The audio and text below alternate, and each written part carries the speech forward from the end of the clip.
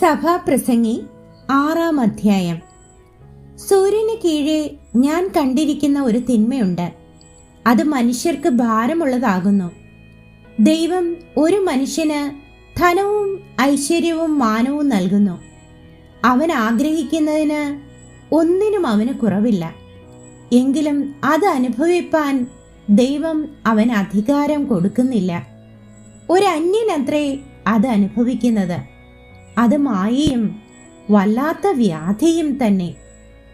ഒരു മനുഷ്യൻ 100 മക്കളെ ജനിപ്പിക്കുകയും ഏറിയ സംവത്സരം ജീവിച്ച് ദീർഘായുസായിരിക്കുകയും ചെയ്തിട്ടും അവൻ നന്മ അനുഭവിച്ച് തൃപ്തനാകാതെയും ഒരു ശവസംസ്കാരം പ്രാപിക്കാതെയും പോയാൽ ഗർഭമലസിപ്പോയ പിണ്ഡം അവനേക്കാൾ നന്ന് എന്ന് ഞാൻ പറയുന്നു.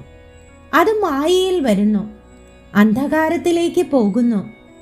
അതിൻ്റെ പേർ അന്ധകാരത്തിൽ മറഞ്ഞിരിക്കുന്നു. സൂര്യനെ അത് കണ്ടിട്ടില്ല, അറിഞ്ഞിട്ടുമില്ല. മറ്റേവനേക്കാൾ അധികം വിശ്രാമം അതിനുണ്ട്.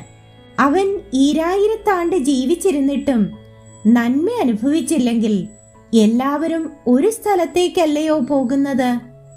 മനുഷ്യന്റെ പ്രയത്നമൊക്കെയും അവന്റെ വായ്ക്ക് വേണ്ടിയാകുന്നു, എങ്കിലും അവന്റെ കൊതിക്ക് മതി വരുന്നില്ല. മൂഢനേക്കാൾ ജ്ഞാനിക്ക് എന്ത് വിശേഷതയുള്ളൂ?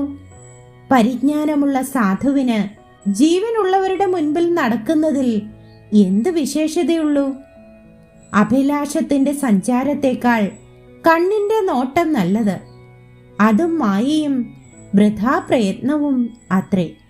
ഒരുത്തൻ എന്തു തന്നെ ആയിരുന്നാലും അവന് പണ്ടേ തന്നെ പേർ വിളിച്ചിരിക്കുന്നു. മനുഷ്യൻ എന്താകും എന്ന് വിധിച്ചുമിരിക്കുന്നു. തന്നിലും ബലമേറിയവനോട് വാദിപ്പാൻ അവന് കഴിവില്ല. മായയെ വർദ്ധിപ്പിക്കുന്ന വാക്ക് പെരുക്കിയാലും മനുഷ്യൻ എന്ത് ലാഭം? മനുഷ്യന്റെ ജീവിതകാലത്ത് അവൻ നിഴൽ പോലെ കഴിച്ചുകൂട്ടുന്ന വ്യർത്ഥമായുള്ള ആയുഷ്കാലത്തൊക്കെയും അവൻ എന്താകുന്നു നല്ലത് എന്ന് ആർക്കറിയാം? അവന്റെ ശേഷം സൂര്യന് കീഴെ എന്ത് സംഭവിക്കും എന്ന് മനുഷ്യനോട് ആരറിയിക്കും?